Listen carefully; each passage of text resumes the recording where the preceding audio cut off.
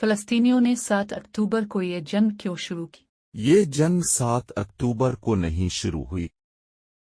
اصل میں اسرائیل نے 1948 میں اس کا آغاز کیا جب اس نے 7,50,000 فلسطینیوں کو جبری طور پر بے دخل کیا۔ غزہ میں رہنے والے لوگوں میں سے 80% سے زائد مہاجر ہیں جو مجدال اشکلون نامی جگہ سے تعلق رکھتے ہیں جو آج کے جنوبی اسرائیل کے شہر اشکلون میں واقع۔ انہیں ان کے گھروں سے گھسیٹ کر نکالا گیا، قید کیمپوں میں ڈال دیا گیا جنہیں خاردار تاروں سے بند کیا گیا، اور پھر 1950 میں ٹرکوں میں بھر کر غزہ کی پٹی میں پھینک دیا گیا جہاں انہیں ہمیشہ کے لیے قید کر دیا گیا۔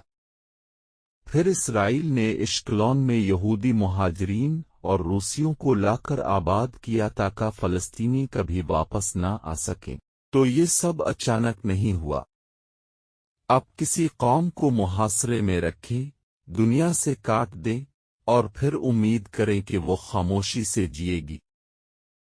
ظاہر ہے جنگ خوفناک ہے، لیکن سوال یہ ہے کہ فلسطینیوں نے یہ جنگ 7 اکتوبر کو کیوں شروع کی؟ اصل میں انہوں نے شروع نہیں کی۔ یہ جنگ پچھلے